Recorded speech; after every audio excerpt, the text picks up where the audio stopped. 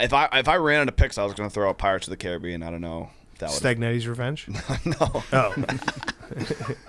That's just Rom. Yeah. Just It's Rom. It's hardcore Rom. Love and Basketball. Yeah. That's not a comedy. What? On today's Part of My Take, we got a packed show. We have Caeleb Dressel, 7-time gold medal winner in swimming. We tasked some questions that we're still thinking about, and he's kind of got ourselves in a little bit of a twister there. Maybe one of the all-time woe moments. Yeah, is the if the sun is hot, why is space cold? I think he's still thinking about it too. I am. I know I am. So great interview with him.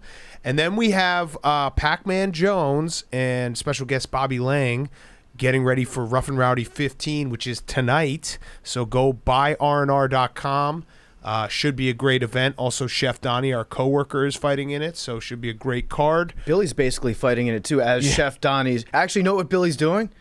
Billy's actually stealing valor from Chef Donnie, saying that he's going to be in this fight this weekend. Yes, he's going to be training Chef Donnie. He's getting the juices flowing. We got the Mount Rushmore of Rom-coms, Firefest, little Friday fun show for everyone. We're brought to you by our friends at Coors Light. Listen, summer's almost over, so crack open a nice cold Coors Light. Slow down the last couple weeks of summer with a Coors Light, because Coors Light's about making memories with your friends. It's about cold beer. It's about cold beer that's literally the coldest beer ever, because it's cold lagered, cold filtered, and cold packaged. It is made to chill. So crack open a Coors Light. It is the official beer of slowing down summer, and it is the beer that's made to chill. We want to savor every second of summer, every second that you have left with your friends, family, before football comes back. So get Coors Light in the new look, delivered straight to your door with Drizzly or Instacart by going to CoorsLight.com/take. CoorsLight.com/take. Celebrate responsibly. Coors Brewing Company, Golden, Colorado. It is the coldest beer ever. If you send us your Blue Mountains, we will probably retweet it. At the bare minimum, like it. You'll get that like, because I just love seeing the Blue Mountains. Bubba sees the Blue Mountains with his new colored glasses. Go watch that video. But thank you to Coors Light, our great sponsor. Okay, let's go.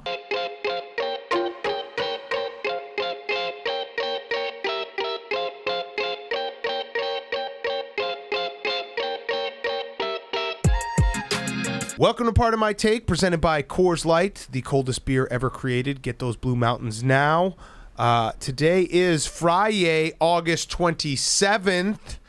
I don't really have anything to start the show with. It's just a kickback. Let's have a kickback, boys. How about this? Freeform Friday. Yeah. On Part of My Take. Okay. So let's get it started. Freeform. The Jaguars. The water is clear.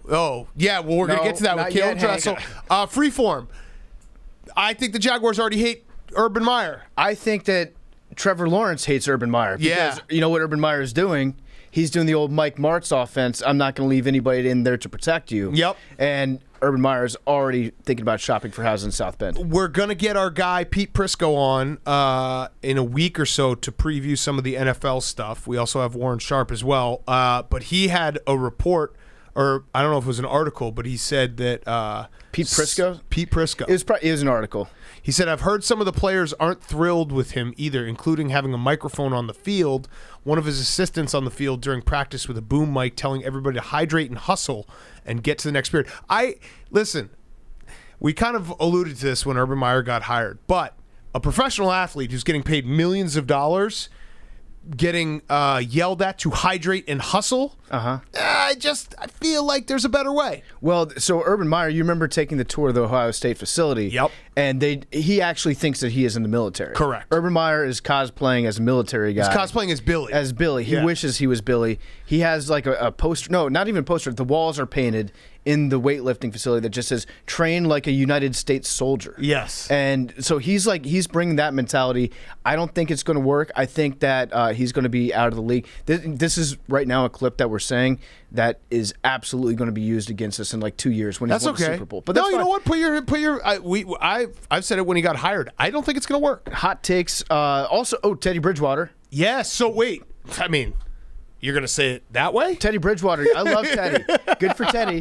You're not going to introduce it as the end of the era? No, Big Cat. Here is the main takeaway from Teddy Bridgewater being named the starting quarterback of the Denver Broncos. he is 23-8 against the spread in his last 31 starts as an underdog. Yes. So remember that. I'm not going to ask Jake to set any reminders. Jake, I know that your calendar's probably pretty full. Maybe this can go on Billy's public reminder for everybody to partake in. Which he didn't make. Which he is in the process of making, I'm sure. When Teddy Bridgewater is an underdog, bet on Teddy Bridgewater. What do we say about, though, the end of the Drew Lock era? It was a fun era. Minor setback for a major comeback. He's still got the swag. Listen. Do you think that he would have been benched earlier if he didn't do the dancing thing? Probably, yeah. I mean, that went a long way towards marketing him. Yeah. Also, if he didn't have that one awesome incompletion in practice that Von Miller told us about, that's the sort of thing that'll keep you around for a little bit longer. John Elway just can't find. This is his. I saw the stat. It was 11th starting quarterback since Peyton Manning. Now, obviously, one of them is whoever they started, that like guy off the street. Like the third or the seventh wide receiver last year. The practice squad wide receiver. Yeah. Who was great. And his name is escaping me. But so that doesn't really count. But 11 quarterbacks. I mean, come on. John Elway. You want to see how many of them we can name? Okay. Trevor Siemian. Brock Osweiler. Wait. Get the list. Mm-hmm. All right.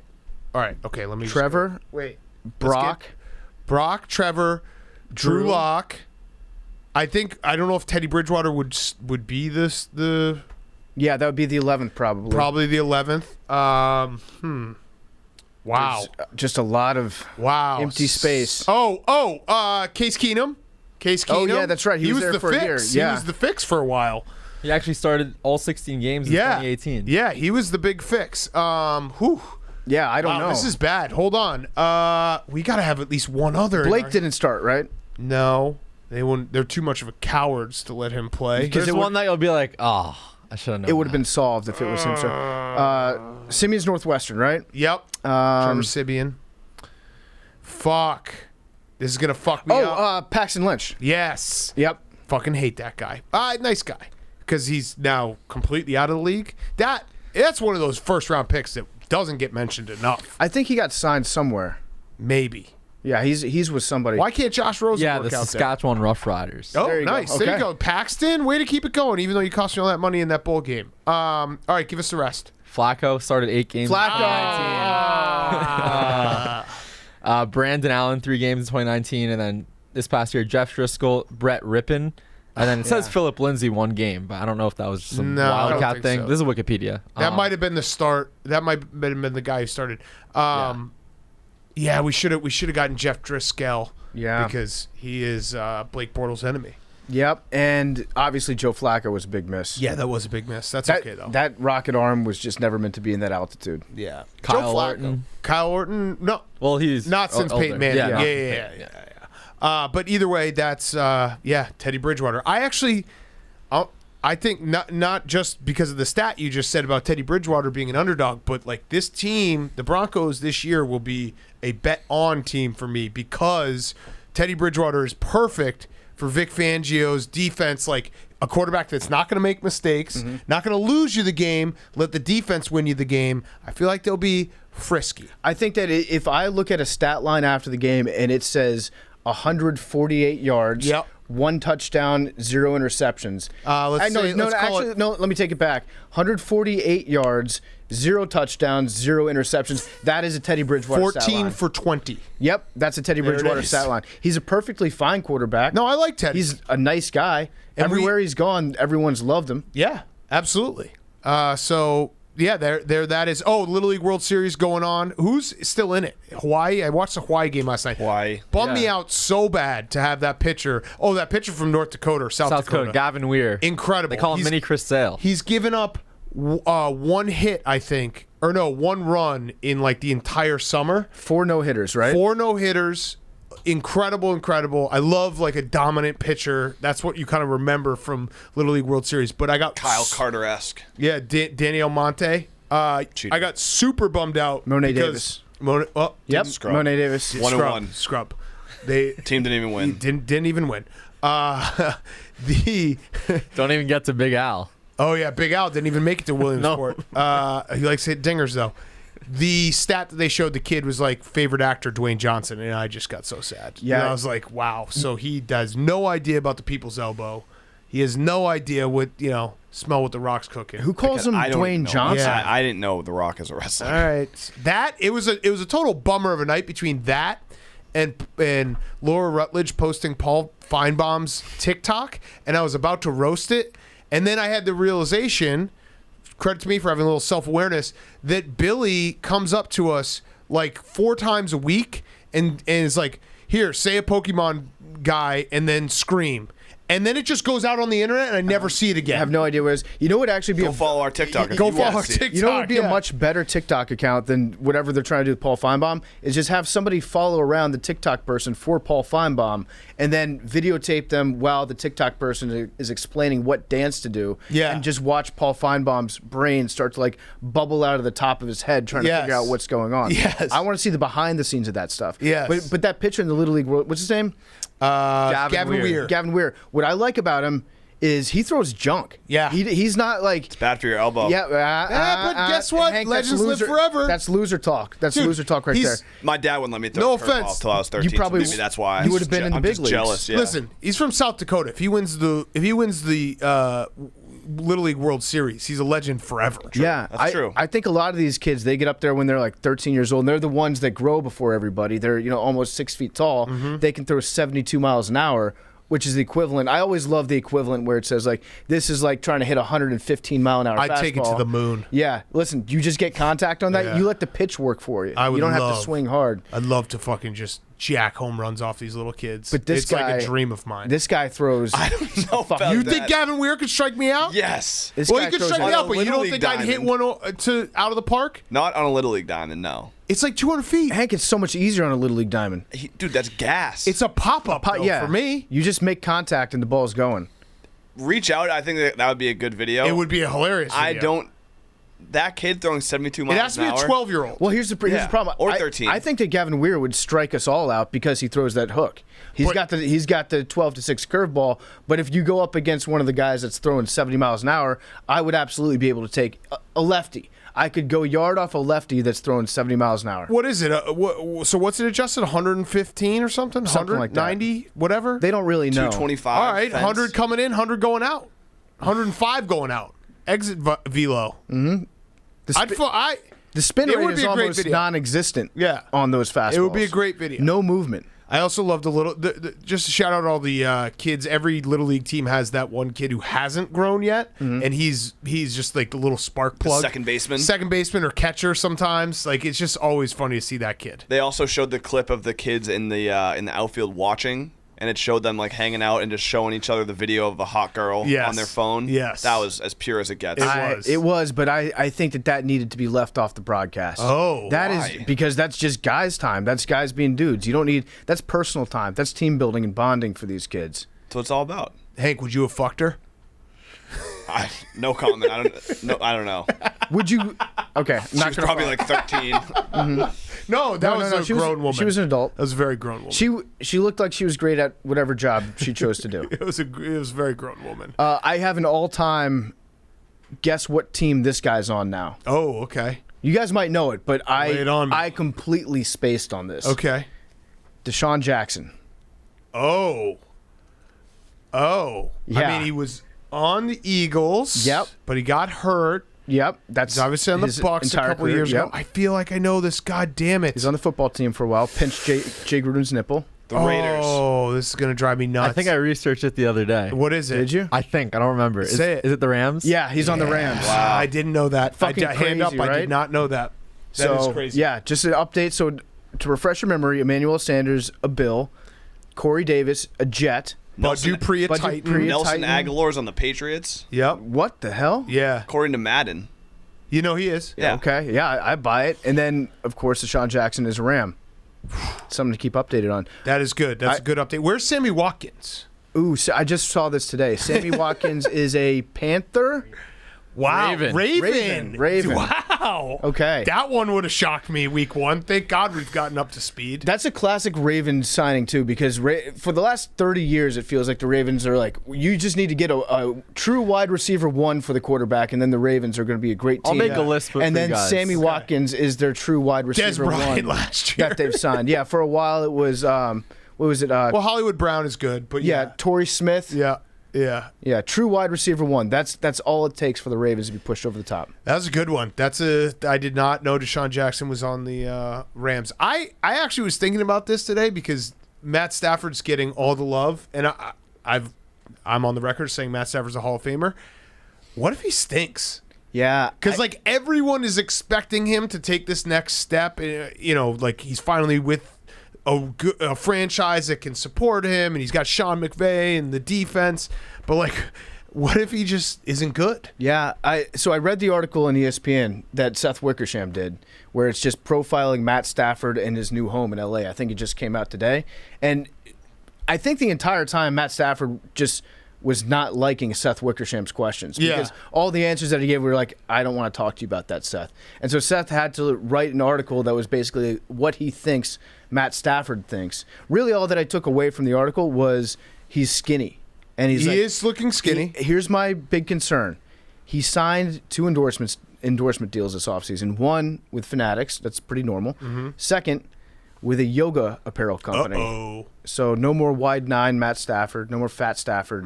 He's like Hollywood now. Damn. So part of what I used to like about Matt Stafford is he had a little bit of that chunk going. But it goes back to something we always talk about is like never try to be too great at anything. Matt Stafford has the most pressure he's ever had in his life right now because he can't. Maybe I'm a coward and the inner competitor in me is not up to par. But it wouldn't have been bad to just stay with Detroit the whole time and just be like, well, it wasn't my fault. It was the Lions' fault. Right. Now it's like, okay, you have to be good. Well, think about it. We look back at the careers of Calvin Johnson, Barry Sanders so fondly. Right. Because they've got the added sympathy. That's better. Because if Barry Sanders was, let's just say that he played on the Raiders for a while, okay? And the Raiders lost a few times in the playoffs. Maybe they were in that Tuck Rule game. Barry Sanders, I don't know, was he still? That's probably after Barry Sanders. A little after, yeah. But let's just say that they were in the playoffs a couple times. He lost a couple playoff games. There would be people talking like Barry Sanders couldn't win the big one. Right. That's never a question for a Lions player. Right. And it's kind of like I would rather be underrated my entire life than be underrated and then be proven to be properly rated. At least don't go to a big market to try to prove yourself. And the Sean McVay angle and the fact that their defense is so good. Yep. I don't know. No pressure, Matt. It's a lot of pressure. It's a high bar for him. Like what would you consider to be a disappointing season for the Rams? Not making the playoffs is absolutely that. Yeah, that's very bad. They have to make the playoffs. I think they need to win 2 playoff games. Or no, they need to get to the divisional round. If they win the wild card game. Yeah, that's what I'm saying. Yeah, they need to be in 2 playoff games. Yes, correct. Which would be exactly what they were last year. That's why I'm thinking like maybe they need to get to the NFC Championship. They need to be in 2 playoff games and cover the spread in the second one. They need to be very close. And so, like if they need to go to like Lambeau and keep it close. Yes, if they go to Lambeau and don't get blown out, I would consider that a win. Yeah. So, all right, I think that's kind of everything. We're in like that eye of the hurricane where it's like about to get crazy for us. And what better time than now to do a stress test? Yes, let's do it. So we skipped it on Tuesday. People were mad at me. I skipped it due to time. We were trying to finish up before Hard Knocks started. I don't think Jake took any offense. None whatsoever. Right. I know that because we know each other very well. But either way, let's do the stress test, which I have already failed. Yeah, so we have 10 multiple choice questions. We can do both of you guys. But I think we should... Okay, we'll do Hank too. I have... That's another great unintentional alpha by Jake right there. Yep. Whoops, I guess I just forgot about Hank. Keep that same energy, people who are mad at me, to be mad at Jake for just walking all over Hank right there. I apologize, Hank. I just knew Jake. I just knew that Jake, when we ask him to do something, he will do it, and he will do 110% of it. I knew that he had spent a considerable amount of time preparing for the stress test.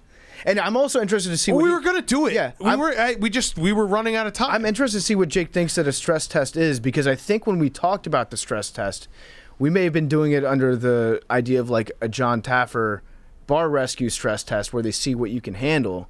No, this is pretty boring and standard, but I think if we put it in the mind of football only, what football only has affected you. Before we do it, let me do the quick ad, then we'll do it. Yeah. All right, so Manscaped Ready for an out-of-world experience, fellas? Look no further than the Performance Package 4.0 from Manscaped that has just taken off in not only the U.S., but Canada, the U.K., across Europe, Australia, South Africa, and Singapore.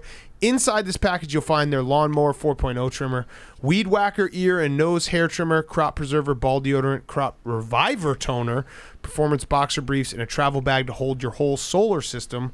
First scheduled for liftoff, a new Lawnmower 4.0 trimmer. This spaceship is here to guide you on a journey to trim your body, balls, butt, and even your anus, like what they did there. 4th generation trimmer also features a cutting-edge ceramic blade to reduce grooming accidents.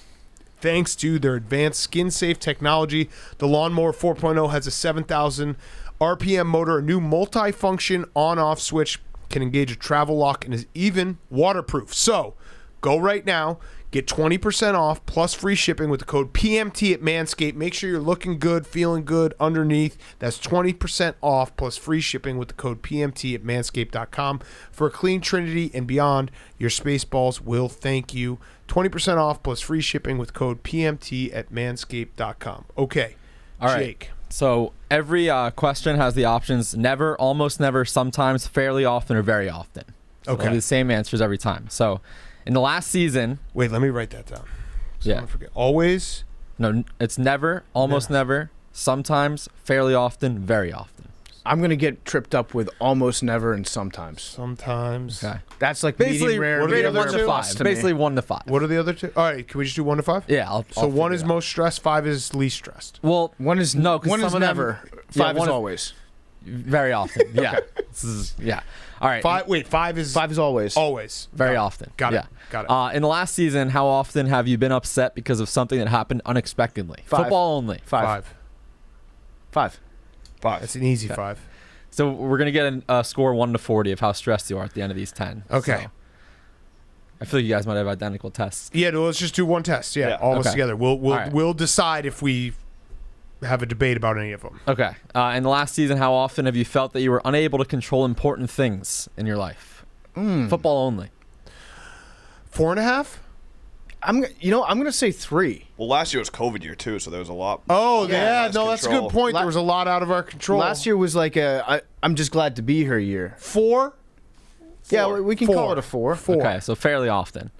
When you're in the NFC East, it's pretty easy to like just let things happen and you end up on top. Yeah, I think this one's easy. How often have you felt nervous and stressed? 5. 5. Yeah. You guys are gonna have a high score, I think. Felt Oh no, confident. duh. Felt confident about your ability to handle your personal problems. I'd say it's a 3. I think that my personal 2. problems are my football problems during Yeah. football season. So yeah, What's 3 again? Sometimes. yeah, 3. Yeah, sure. 3. 3. All right. Question 5. Felt that things were going your way. 5. Never. So 1. No, 1. yeah. One is Never. Things were going my Ever. way. I feel like Hank had a pretty good He season. did. No, the Patriots stunk. Yeah. This is I guess football betting. only, not Football- gambling. No, Yeah. it's both. Wait, It's both. Yeah, like The they're big all cat. intertwined. The Bears made the playoffs last year. Yeah, they had to invent a new playoff game just so we could get embarrassed on Nickelodeon. 1. So never. Question 6. How often have you found that you could not cope with all the things you had to do? Not cope. 4. 4. Yeah. Because Fairly we often. still did the show. Yeah, 4. Okay. Been able to control irritations in your life? Never. 2. 2. Almost Two's never? fine. Yeah, almost never. Yeah, irritations like we did. I have to watch games with Big Cat. I feel like that's. I have to watch games with Hank. No, I'm saying. Yeah. No, it's not bad Yeah, for me. yeah. I'm saying for No. you. Okay, Yeah. so almost never. Yes. It's out of your control. Correct. How Hank often have shows you up, felt that fourth you were quarter, I got every bet that's winning, you got every bet that's losing kind of feel. Yeah. How often have you felt that you were on Then it top of switches. things? Yeah. On top of On things? top of things. 2? You Almost always? never? Almost for football? never? Oh.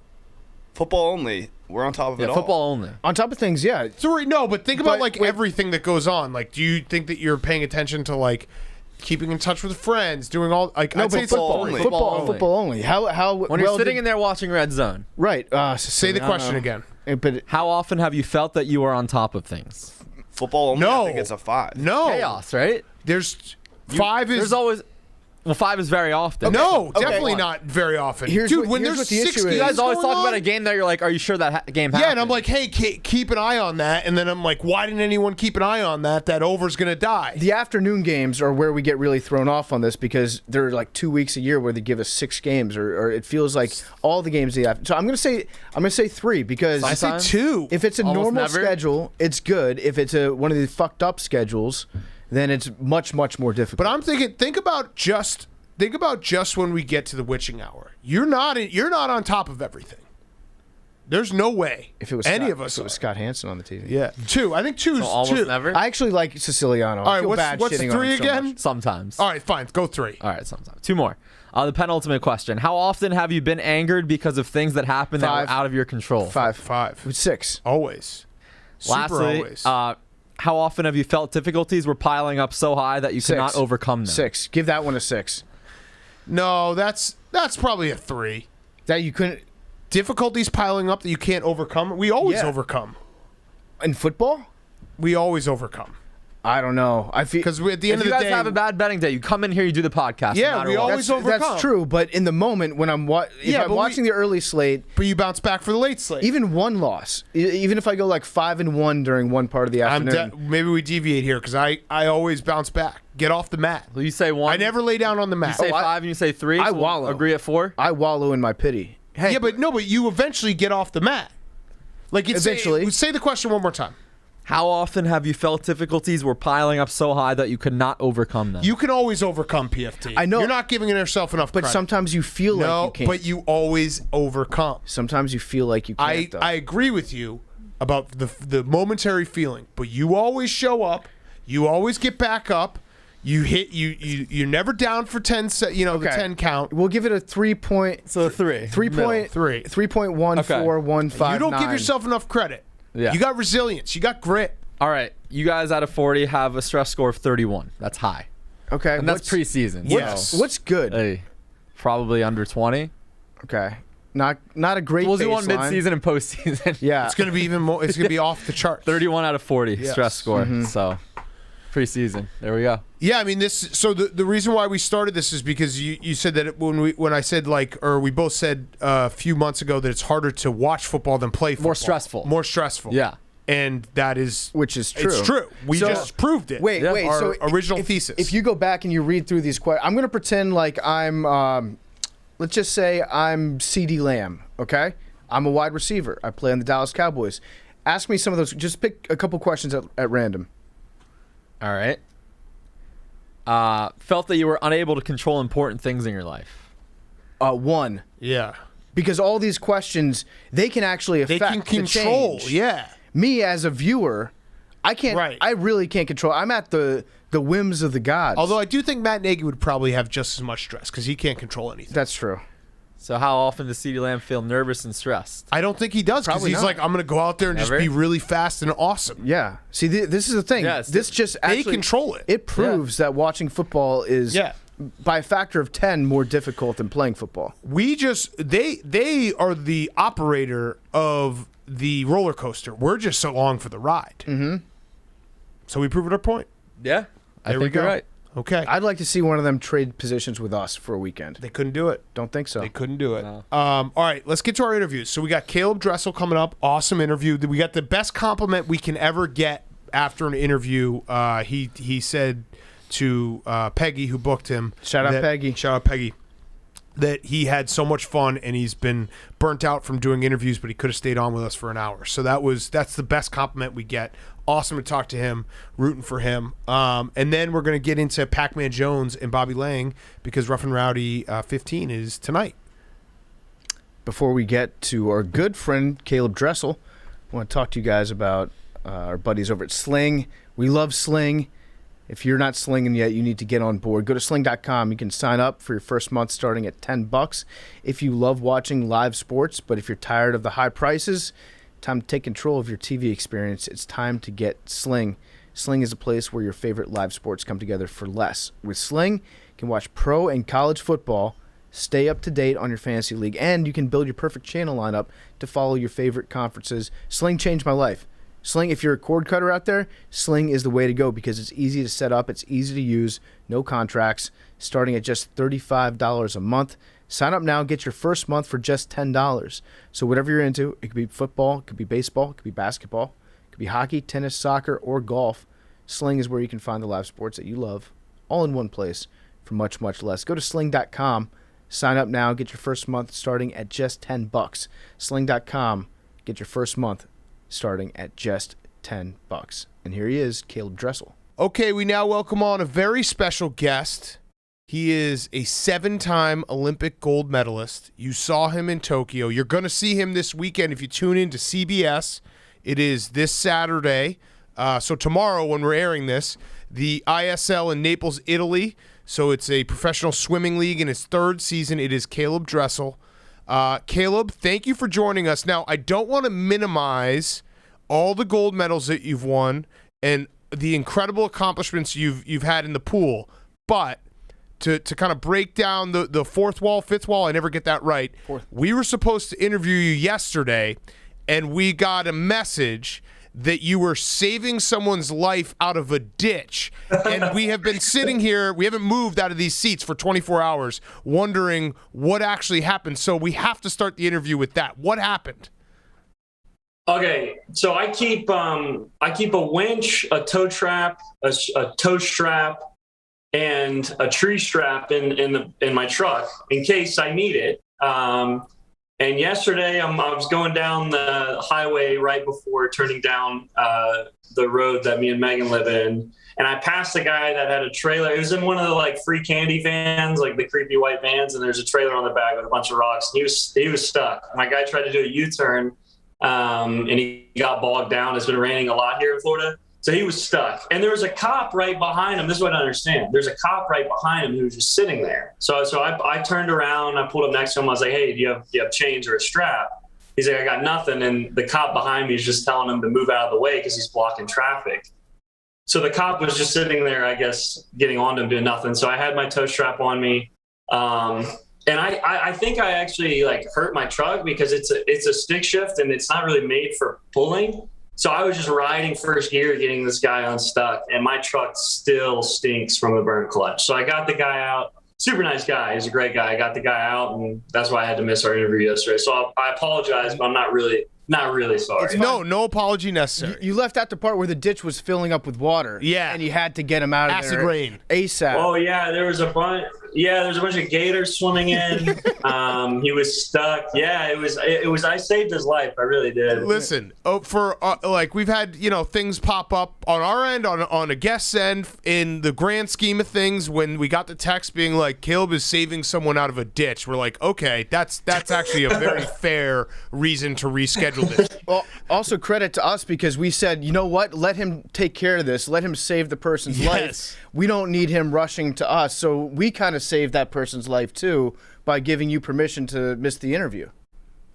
Yes, true. You gave me permission. I appreciate it. Yes, we're all like heroes. You and Tim Tebow, yes, two athletes out of Florida. Yes, we're have all saved heroes. the most lives. All right, so Caeleb, let's talk some swimming though. So, incredible Olympics. We watched you in Tokyo. Now you're going to swim again this weekend. I mean, aren't you tired? Yeah, no, I'm really tired. I don't know if I'm exactly ready for it. I'm looking forward to it. I'm looking forward to seeing my teammates again. And the league, it really is fun. I mean, I'm not gonna bull crap anything and say like, oh yeah, I'm super excited. I'm super in shape to go do this. I'm not. But I think this is the best way to go get back into my routine, to get back into race shape. And I get to be around a bunch of people who are in the same boat as me. So I think that'll make it a little bit easier. I've swam a couple times since being back. I think I've swam 5 times since being back from the Olympics. I needed a break, and this was a little closer than I would have liked, but this is the cards I've been given, so I'll be ready to go. Looking forward to it. Probably not going to swim that fast, but it's fine. Okay, wait. So I have a follow-up question to that because this is fascinating to me. So you raced in the Olympics. You won gold medals. You were awesome. How quickly do you lose that peak level of performance? Does it happen that quickly? Yeah, dude. So if I take 2 days out of the water, I'll feel like trash. The following on that third day. It's such a touchy sport. I mean, everyone's different. I mean, it buffs out like you're not actually out of shape, but so basically we're training because of COVID this year, my base was like an 18 month base where I had 18 months of training, which is way more than I've ever had. And then you start, it's called taper. You start to drop the training and get a little more rest under your belt. So you're not swimming tired. You can swim basically off of all the work you put in. So then you start to taper for about a month, and then you go to the meet, and then you take 3 weeks off. So basically your training has been slowly going down for like a total of 2 months. And then you got to get back into shape with everything. Yeah. So when you're at the meet, you're technically like in the Olympics, I'm at like my peak of swimming with doing less training. So it's weird. It's a very weird sport. And then you take time off, and then everything just goes downhill after that. But you have to, or you're going to be mentally fried. Yeah. Just 2 weeks off is all it takes. Like, or you said 2 days? 2 days. 2 days without out being of in the pool, water? He feels like shit. 2 days. Okay. 2 days you won't be out of shape, but you'll feel it. But 2 weeks, 2 weeks out of the water, you'll be out of shape. I mean, I'm not fat or anything right now, but I'm not in swim shape. Kind of chunky right now. No offense. Like, you look. It's the new iPhone. I'm on actually the wide angle lens. That might be why. Well, I was going to ask you, is it okay that I've kind of low key been objectifying you, and I wanted your permission because I have been saying that you're very good looking. And your tattoos. Hot. I said hot. Hot. Yeah. Hot. He's a hot bod. He's a hot. One of those hots. Yeah. So is that okay that I was saying that? That's totally fine. Okay. Cool. I love it. I've got a couple really dumb questions about swimming because I know how to swim. I've been in several pools, but I don't know like any of the intricacies about the sport. Is there such a thing like are certain pools faster than others? Can the water be fast? Like Tokyo, was that fast water? That Tokyo was fast water. The only knock I have on Tokyo is like for NCAA swimming, they double, what do you call it? They have 2 lane lines for each lane because the water gets real choppy. So if you look at NCAA championships, like my senior year, all the way through, they have 2 lane lines for each lane because there's so much water being displaced. And for some reason, FINA only does 1. So my only knock was Tokyo was a little choppy, but that was definitely the best pool I've ever been in. Best and fastest, for sure. Okay. And does it matter, like, are all the pools the same depth? No, it's weird. So the temperature they usually aim for is like 78 to 80 degrees. I guess it sounds hot, but like 78, you're going to be shivering if you're not moving the whole time. Yeah, so that's good cold. race temperature. Yeah, that feels cold. Yeah. So good. I like it around like 80 because I don't want to jump in. And plus, we're shaved during all this, so there's no body hair at all to keep us warm. So I like 80 because you can warm up and feel fine. And plus, my races don't last long, so it's not like I'm going to overheat. But yeah, there's a lot of like little different things each pool has, but the depth is usually somewhere from like 8 to 10 around there. I like 9 feet. 9 feet's kind of where I work with, and then the blocks are the same.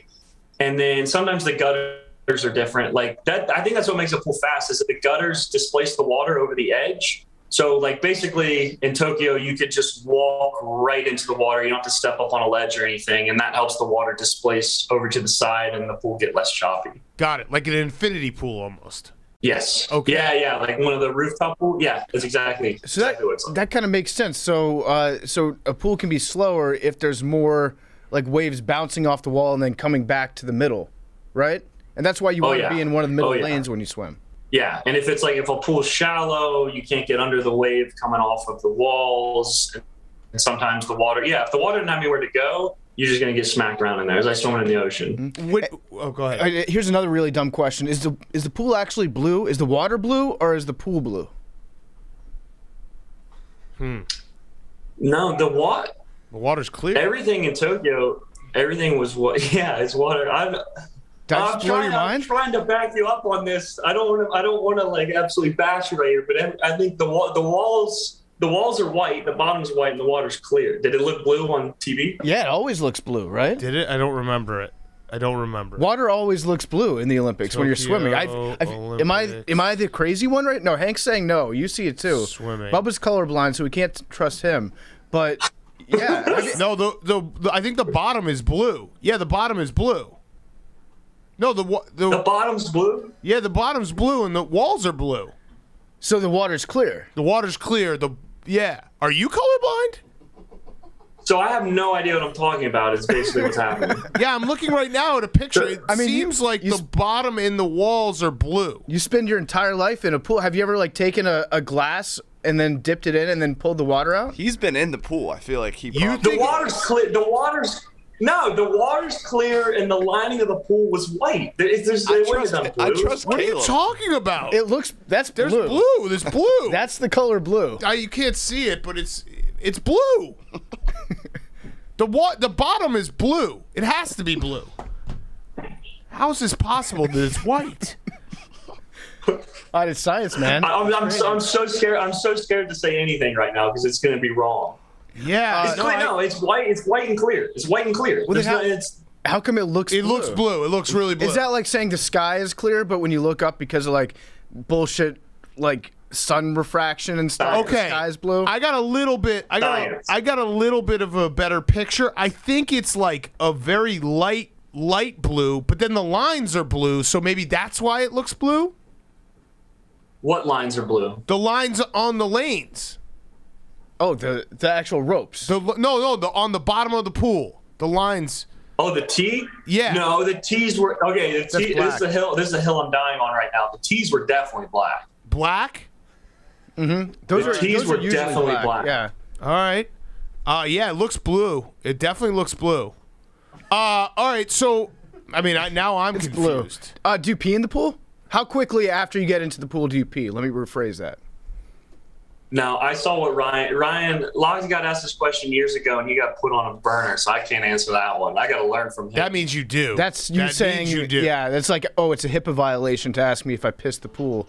Everybody pees in the pool. Yeah, exactly. Yeah. No swimmer ever does. So when you're racing and you're doing a 50 meter or 100 meter, do you have even time to see the guys next to you? Like, can you feel it? Like, all right, they're very, very close, or I got this. Yeah, I know it's weird. Before every race, I know who's gonna be the guy that I'm gonna be racing in that heat. You know, you get a certain feel for it. I knew Hunter Free was gonna be the Australian Kyle Chalmers, who's a great guy. I knew Hunter Fly was going to be Christoph Milak. You have a feel of where these guys are gonna be, and Kyle and Hunter Free was actually 2 lanes over from me. But I could still, you could just feel where they're at. Cause you can see water being displaced, and the peripherals on my goggles are actually pretty good. So I could tell he was going to be right there. And when you're swimming out front in open water, like it's a different sensation. So I didn't have that in any race because most of my races were close. But you can definitely see guys next to you, and then off the walls when you turn, you can get a feel of where everybody's at for sure. And then touching the pad at the end, has there ever been a race that you've been in where you like touched it and you're like, but it didn't work? Like your buzzer's broken in a game show? No, not me. But I've had teammates where like they'll miss it with their hand and then they'll trigger it with their head or something like that, and then all they do is they usually have manual timers behind them as well in case they have to go back and see. But I've seen people miss it. I don't think I ever have. Okay. But I've seen a couple teammates do it. Nice. I heard that you like to pick up 1 piece of trash a day. Is that true? Just 1? Yeah, I mean, sometimes if I'm seeing, that's not like the rule is like, I picked up 1. I'm not just going to like pass another one. But no, I have a couple rules throughout the day that I like to establish and get my day going. I mean, the easiest one is making my bed. I stole that from, oh gosh, I even read, his book is called Make Your Bed. That makes sense. Okay. Yeah. So it was, he did a graduation speech at the University of Texas. I forget his name. I can't remember if it was a colonel or a lieutenant, but great book and great speech. But no, it's the easiest thing. Think about it. It's the first thing you do throughout the day. Everyone can make their bed. Everyone's able to make their bed. You wake up, make the dang bed. If you, what? Well, all right, we'll do counterpoint. No. Yeah, okay. I could just get back into my bed. Not made. No, but once you're already up and out of your bed. Right. Is it that hard to actually make the bed? Will you agree if it's not that hard to make I don't know if it's hard is the word. Like chores suck. What is the benefit? No, dude, You like doing chores? No, this is where I do. I like having habitual chores throughout the day, yeah, and making my bed is one of them. Because think about it. If that's Yeah, you're like a working dog. You're a working dog, like a cattle dog, and we're more like pugs. Yeah, or pugs, just sitting on the couch. No, you're defined by your habits. I like to have good habits throughout the day. If that's the first task you complete throughout your day, you've already kick-started to have a domino effect for the rest of your day. And if you have a terrible day, you get to come home to a nice clean bed. There's not a lose situation here with making your bed. Yeah, but if you're saying like, oh, well, at the start of the day, I can do this and get an easy win, that's like a Mickey Mouse schedule. It's like, okay, yeah, you're playing a cupcake at the start. Mm-hmm. It's like Alabama when they play week 1 against some team that nobody's ever heard of. They stop them 71-0. So, like, at the end of the day, is making your bed really preparing you for the next chore? I don't know. Because, like, I'm just going to get – wait, here's the real question. When you're in a hotel or when you're at the Olympics, let's just say hotel room. Hotel room, do you make the bed? Yeah, I make the bed. What? Psychopath. My twin bed in the Olympic Village was made every single day. I actually picked up a whole bed sheet, like, set from Walmart before we left. Because that was the only thing I feel like I could feel like home was my bed. So I got like a whole floral sheet. It was a beautiful set, really beautiful floral sheet with floral is a floral comforter. And then I got like a dark green. Dark green is my favorite color. So I got a sheet set that was dark green. I brought my pillow from home, and then I got a mattress topper. So everyone, I had the best bed in the village by far. Well, this is the beauty of this show, too, because you're a world-class athlete, gold medalist, done incredible things, physical things that are beyond like anything we could ever dream of. And here we are, 2 guys, and we're just like, no way would we make our bed. You fucking loser. Like, you're an idiot. Like, dude, be like us. Just leave your bed. I don't like sheets. I don't sleep with sheet, like the top sheet. I hate it. I just sleep with a blanket. That's why I don't do make the bed thing. Oh, I hate it too, but I had to adapt because my wife is like obsessed with the whole dude. We have 2 sheets. Oh yeah, there's like. Yeah. How have you not strangled yourself? I would die if I had 2 sheets. You'd see me, and I'd just be in a cocoon of sheets because I'm a very violent sleeper. Yeah, it's heavy. If you go to like adjust during the night, or you go to pull the sheets up, you're straining a little bit. Like you have to really work. You have to earn your sheets at night. Yeah, it's ridiculous. I'd rather just have the comforter and I'm good to go. Yeah, I made that switch about like 2 months ago. Changed my life to going just comforter life. I've been in all my life. So you've got 2 sheets. Are they the same sheet, or is there a light sheet, heavy sheet? I forget what she calls it, but we have the comforter, the big boy, and then there's like a little decorative blanket, it's kind of stupid as well. So comforter, and then there's like a white sheet, and then we have the thin sheet, and then the body, the human body, and then the fitted sheet. Okay. Way too many sheets. So this actually kind of makes sense because you making your bed is actually like an accomplishment. That's a lot of things. So now I get it. Like actually, that actually is a legit thing that you're doing. You probably have to stretch before you make your bed. You got to like really bend over and don't use your back too much. I get it now. I get it. It's like going to the gym is making your bed. Yeah, it's a task, man. It's like, I mean, it takes some time. If I'm being honest, it was a lot easier to pitch this make your bed thing when I was like in my own queen bed and only had 1 sheet on the bed. It was much easier, but I'm sticking to it. And it's a chore. All right, I got a question that I don't want you to take it in a morbid way, but it has a morbid, it's kind of morbid, but. Caeleb Dressel, you're out on a boat. Your boat capsizes. How many miles away from shore can you swim back and survive? If you're 5 miles away, let's say water temperature's not an issue, can you still survive? Is this just strictly off of how far I can go, or do I have to watch for sharks or anything like that? Let's say a couple sharks. There's 1 shark. Yeah, one shark. You don't know when. But he's hungry. Yeah. Like a nurse shark? Or no, it's a bull shark. He's hungry, but he's only got 1 eye. Mm-hmm. He's got and his fin got hit by a propeller last month, so he swims a little weird. And you cut your nails too close, so one of your nails has like salty, a little bit of blood coming out, just a little. Yeah. Oh, okay. I could make it. I could go 10 miles. 10 miles. So 12 miles, you're dead. 12 12 miles, I'm dead. 11 miles, I'm dead. Yeah. Okay. 10 miles is a really long way. It is, but if it's just on survival, I mean, I wouldn't enjoy it. I'm not saying this is something I would enjoy, but if it's just on survival alone, if the shark wasn't there, I think I definitely could do way more, but that's the only sketchy part. Yeah. Yeah, but I mean, the shark might get tired too. Yeah. True. You should actually do that. You know how like Michael Phelps did the bullshit, I'm going to outswim a shark in Shark Week? You should actually be like, hey, I'm Caeleb Dressel. I can swim 50 meters faster than a shark and get in the pool with a shark. Watch me hey, I'm Caeleb Dressel and watch me die right now is essentially what the show would be. I mean, I'd watch. Not to be that morbid, but I'd definitely tune in. Like, I like you, but I'd watch. So we did get more. It was a very morbid question. Yeah. I think we could probably, if I were, I'd have to be probably about 300 yards from shore. Otherwise, I'd be like, all right, see ya. I had a good run, and just slowly sink to the bottom. I mean, 300, that's still pretty far. Oh, you think it's more like 100 yards? No, 300 is a really long way to swim. Once I can't touch the floor, yeah.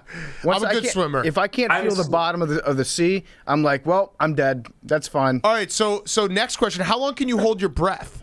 This is like, I get this question a lot. It's mainly from little kids. I'm not trying to knock you. It's mainly from little kids, but I always tell them like, by the way, that wasn't an insult. Like, that's kind of what we do. We just ask little kid questions.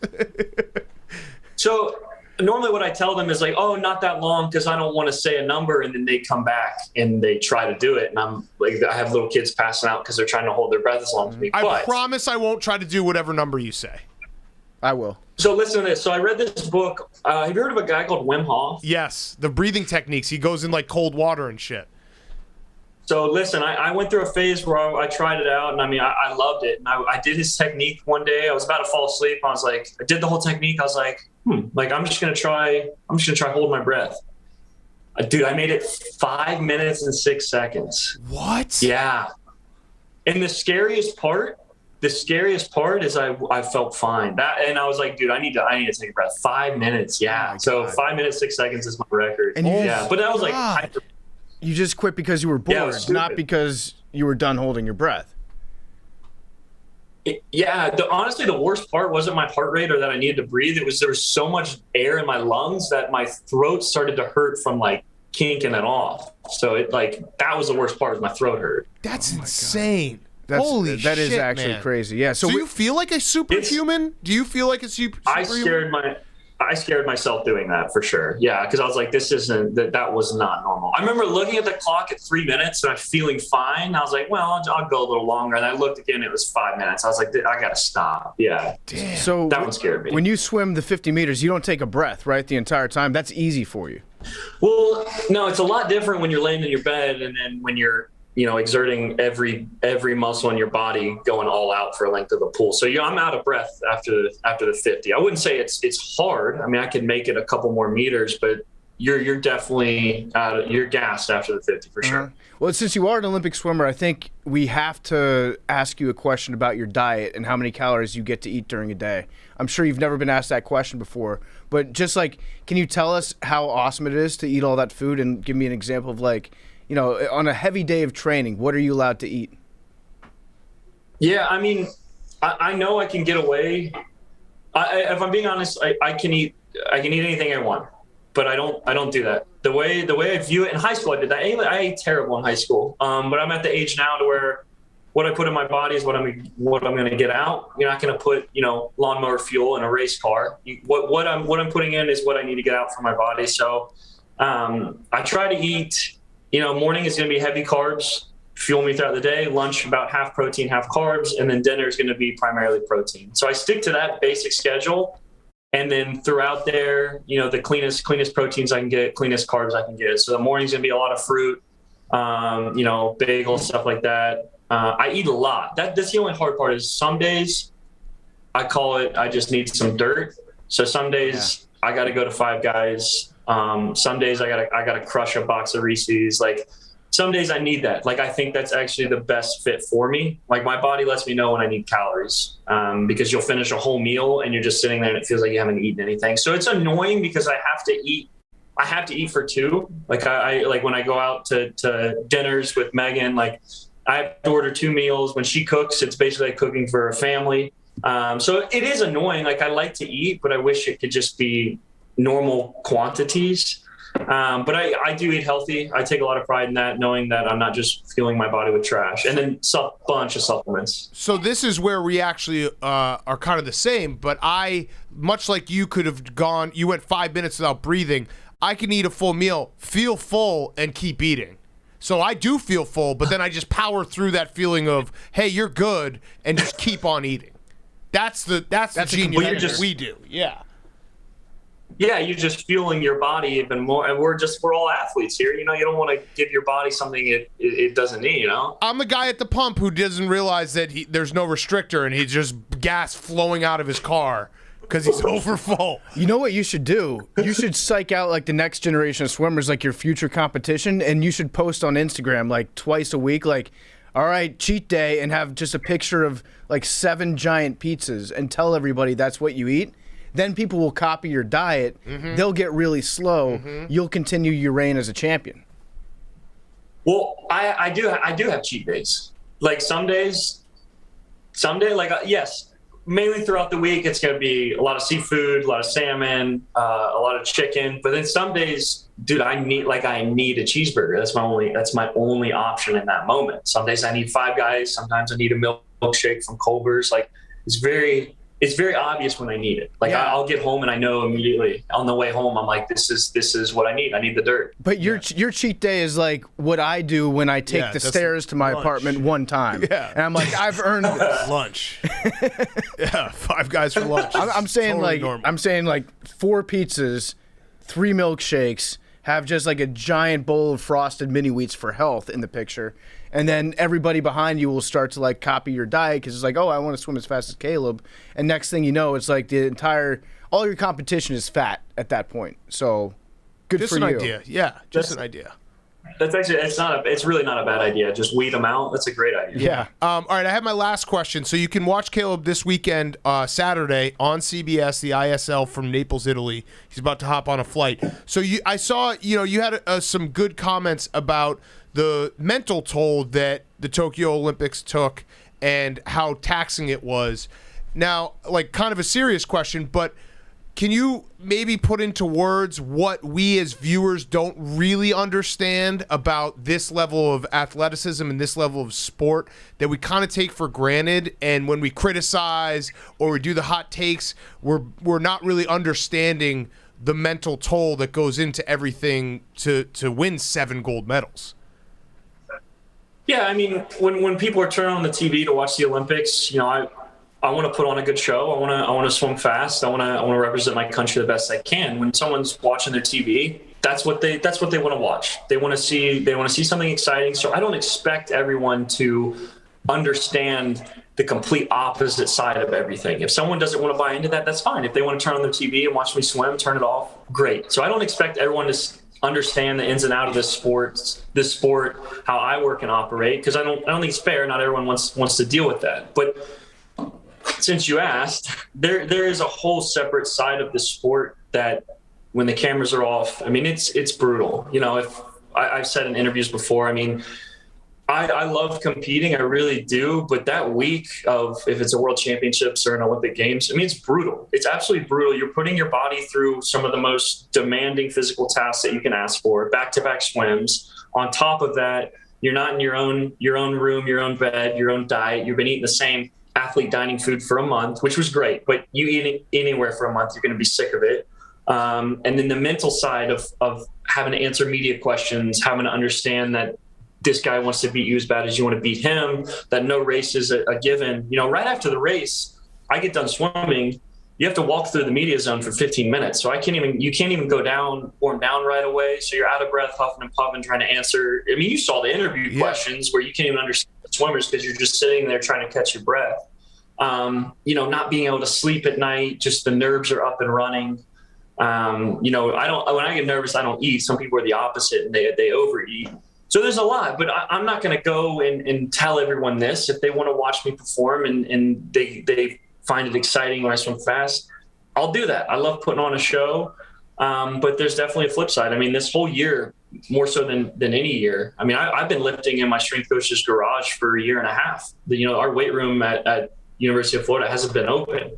That, and then getting married, moving into a new house, this whole year there's been a lot of unknowns, and then you're throwing COVID on top of that. I can't tell you how many times my head's been buried in Megan's chest this whole year, just with how frustrating the sport can get, trying to find every little detail in my diet, how much I'm sleeping at night.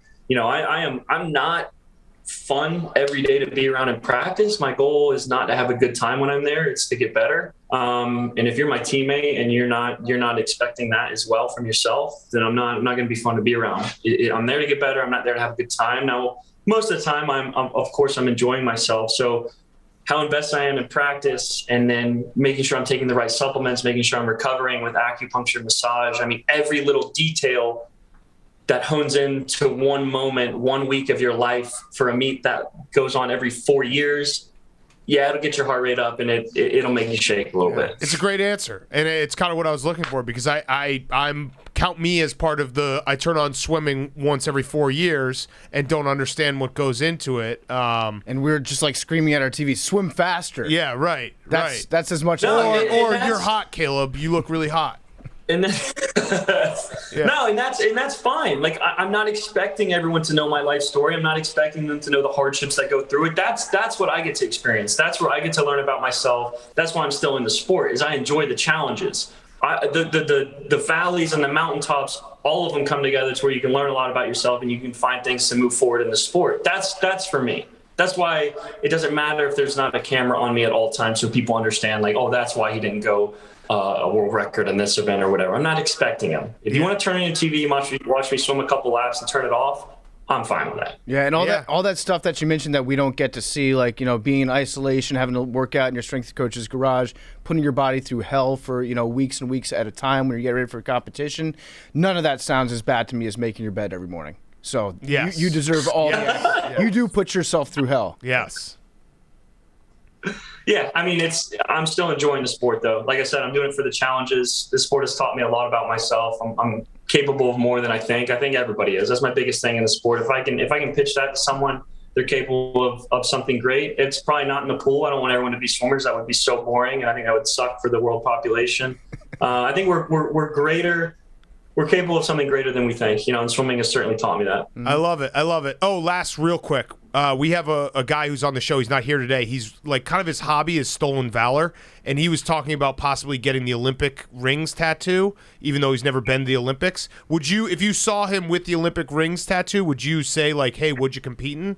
No, probably not. Dude, I've had people ask me, because my rings are on my forearm, like, I'm checking out at Publix and they're like, hey, like, are you a big fan? I'm like, well, technically, yeah. Dude, she asked me this. I was like, well, technically, yeah. I was like, yeah, I am a fan. And I just left it at that. So, maybe he's just a fan. I guess you can do it. Perfect. That's such a flex. Well, Caeleb, thank you so much. Congratulations on all your success. It was awesome to watch you in Tokyo. Everyone tune in on Saturday, CBS. And we appreciate it, man. And anytime you're in New York City, come by the office. All right. I can do that, boys. All right. See you, man. Thanks, man. Appreciate it. Caeleb was brought to you by our friends over at New Amsterdam Vodka. New Amsterdam is a premium 80-proof vodka made from some of the finest quality grains from America's heartland. It's 5 times distilled to get unparalleled smoothness. It's filtered 3 times for a clean, crisp finish. Whether you're drinking on the rocks or if you're taking a shot with friends, New Amsterdam Vodka will always have the ultra-smooth finish. Go to your local liquor store, pick some up. I love New Amsterdam vodka. You know what I've started making recently? I've been doing vodka sodas with a little bit of lime in it. Low carb, it's healthy. You can still get a nice little buzz going off it. I call it PMT. That's the PMT, TEA, is just a vodka soda with a squirt of lime in it. That's all you need. Or you can drink a Pink Whitney. Support our guys over at Spittin' Chicklets. We love New Amsterdam vodka. It is the official vodka of Barstool Sports. Okay, we now welcome on Pac-Man Jones. He is fighting at Rough and Rowdy tonight. We're going to tape this. We're going to run it on Friday, so it's tonight. Go buy it right now. BuyRNR.com. I'll be on the call. He's fighting Bobby Lang, our heavyweight champion. Pac-Man, good to have you on. How are you feeling ahead of this fight that I'll tell you right now, I think you're going to get knocked out. All right, well, that's your opinion. And you can bet some smack rules on it if you want. You want to bet 1,000 push-ups? 1,000 push-ups? Or you want to bet $1,000?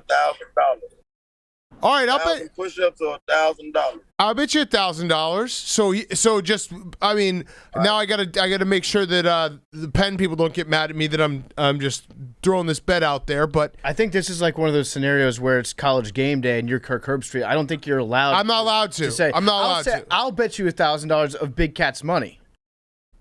All right, it's a deal. All right, so he'll win. I'm saying Bobby Lang will win. All right, I'm saying Bobby Lang will not win.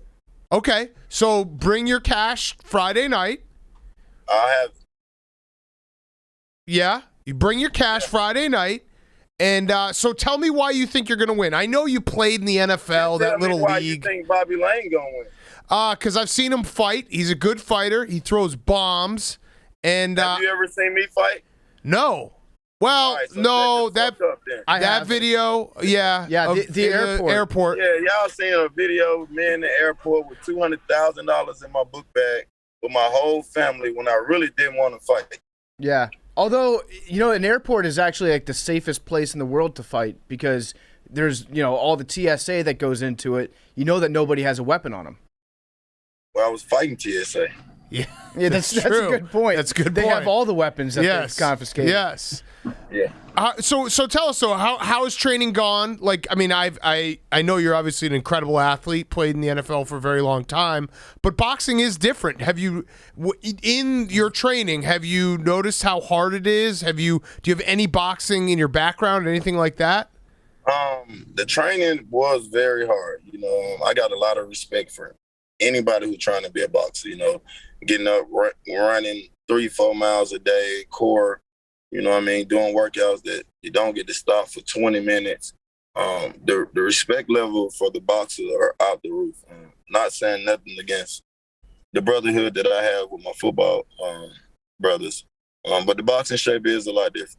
Mm-hmm. And this is kind of a home crowd for you too, like West Virginia. You got a lot of fans out in West Virginia. Have you thought about that? Have you thought about either your entrance song that you're going to make into the ring, or what that crowd's going to be like when you step out there? Yeah, I've thought about all of it, but the main thing I'm thinking about is whooping Bobby. Yeah, making sure my hand getting pulled up at the end of the belt and collecting my $1,000 now that I know between you guys. Yeah, that's fine. Yeah. But yeah, I want to play country road when I get through. You know what I mean? Take me home. Okay. I like it. So what's your strategy? I mean, are you here's the thing with Rough and Rowdy. Have you watched the Rough and Rowdy fights yet?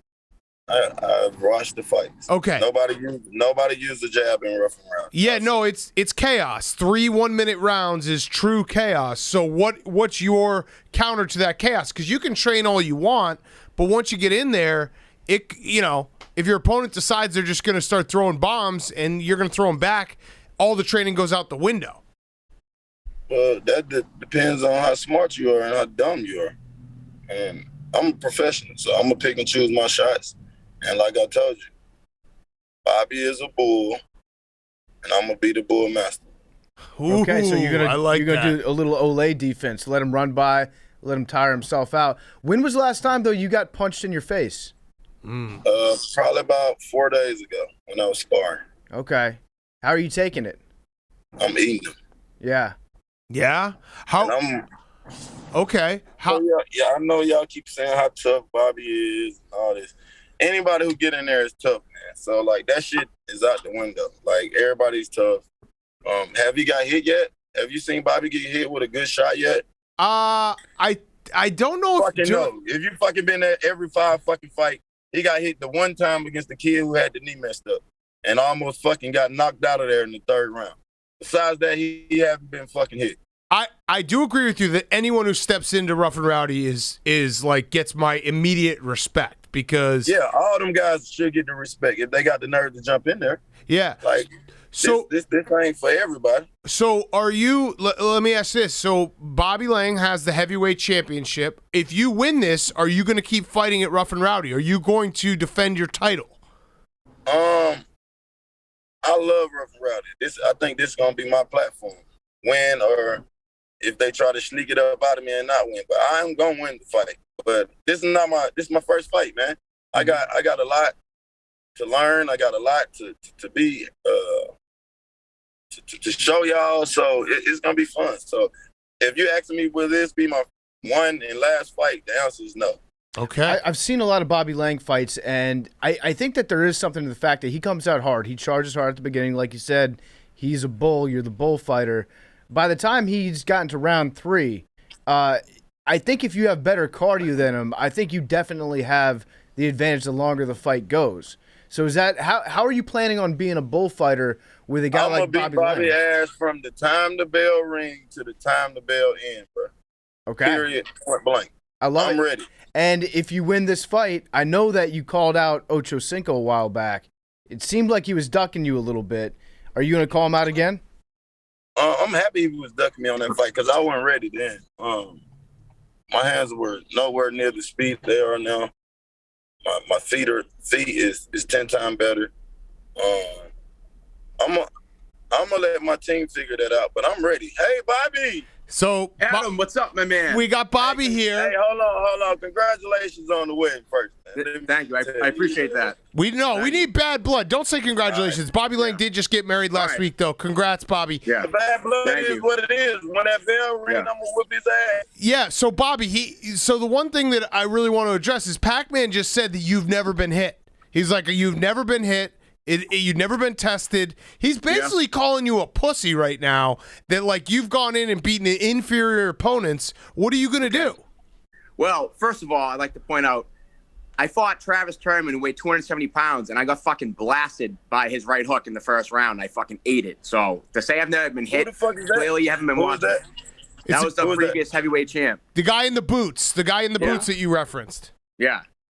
He hits like a fucking monster. And I fucking ate that. All right, he don't hit like Pac-Man Jones. Yeah, well, I'm going to find out, He don't hit like Pac-Man Jones. I can tell you, who blacked your eye before the other fight? Say it again. I couldn't hear with that lip in your mouth. When you were sparring, who blacked your eye before the other fight? I fucking spar dudes all the time. I spar all wicked good boxers. Right, so. Just remember that same feeling. Come goddamn Friday night at 7, 8, whatever time we fight. Hey, if you don't get a black eye, then you aren't really fighting. So I could care less. I don't care if I leave with fucking 2 black eyes. They're not going to matter. Bobby, Pac-Man. Right, well, if I give your ass a black eye, it's going to be shit. Bobby, Pac-Man said he was going to whoop your ass from the time that the bell rung until the time the fight was over. What's your strategy? He says that you're a bull, but he's a bullfighter. One strategy. Bobby, Bobby, are you? What's your call? Give me a prediction here, Bobby. Listen, if it's not broken, don't fix it. So it's been working the last 5 times. I think I'm going to stick to the same strategy as the last 5 and see how it goes. What, Pac-Man? How about you? What's your plan? Not to do what the other last time motherfuckers. What if you gonna do the same thing you did to that guy in the airport? Oh! Hey, did you hear me? Hey, no, I couldn't hear you. What I just told you? No, I couldn't hear you. Not to do what the last 5 motherfuckers did. Okay.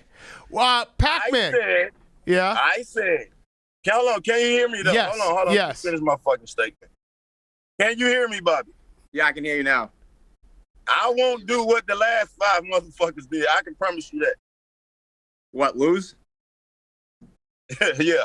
Yeah. All right. Yeah. Well, not if I have anything to say about that. All right. I have a question. My last question, Bobby. So when you were in the office a couple weeks ago, you were looking skinny. So for people who don't know, Pac-Man put in a clause. I think it was officially the pussy clause. He said that Bobby has to be 175 pounds at weigh-in. What? Hold on. What?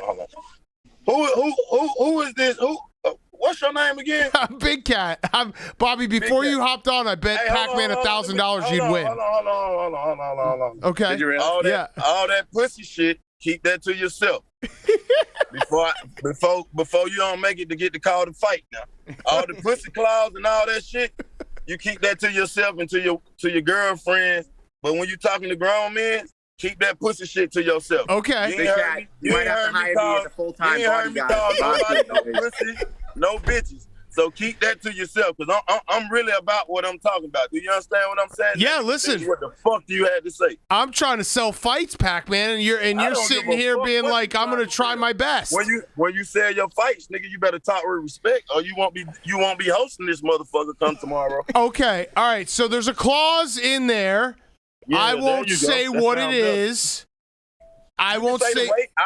I put a weight clause in there at 175. Yeah. That's what fucking professionals do.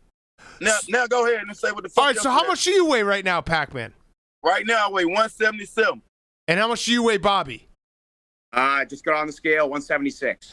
Oh, okay. So I'm good. I'm already right where I need to be. I'll be 175 pounds tomorrow at the weigh-in. No big deal.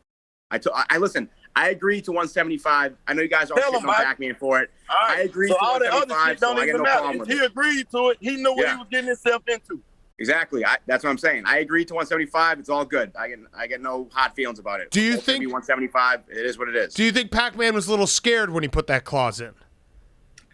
Well, here's the thing. I've fought multiple guys that had a ton of weight on me. I fought Bobby, a guy you ain't even got to answer that question. You know I ain't goddamn scared because I took the fucking fight. Come on, bro. Let's next fucking question. No, listen, I'll give you that. We're fighting. It's happening Friday night. You know what I mean? There's no more talking about it. It's happening Friday night. So yes, he's clearly not scared. He's gonna be there. I'm gonna be there. You guys already know what I bring to the ring. This is his first fight. We're gonna see what he brings too. But like I said, I'm 5-0 for a reason. So I don't win fights by accident. So I'm ready for this fucking fight. So let's do it Friday night. All right. Let me get one last final prediction from both of you. Pac-Man, when's it going to end, and how's it going to end? With my hand up like this, new champ right here. Fucking jokesters up too. And no hard feelings. Hey, Bobby, you can keep that heavyweight shit, but that other belt, I'm getting one of them belts. You understand what I'm saying? You know what I mean? Well, that's what I'm talking about. And what I'm telling y'all is, goddamn it, Friday night, whatever fucking time we fight, we'll shake hands out the fight. But when we get in that motherfucking ring, it's time to do what it do, baby. There you go, Pac-Man. Thank you. We're trying to sell these fights. Get some animosity going. Go. Let's sell it then. Hey, Big Cat, this fight's going to sell itself. This is the biggest fight you guys ever done. So this is gonna, I've been waiting every morning looking at Bobby's face. and that ain't no hard feelings. And you know what I mean? It is what it is, but it's time to put these motherfucking gloves on them. Okay. All the talking, all the this and that. Buy the motherfucking tickets because I'm telling y'all, Friday, August 27th is going to be a fucking show. Y'all all right. ain't seen it yet. See, that's the thing. This is not personal to me at all. Same, just like what Pac-Man just Hell no. This is like me going to play against This is business to me.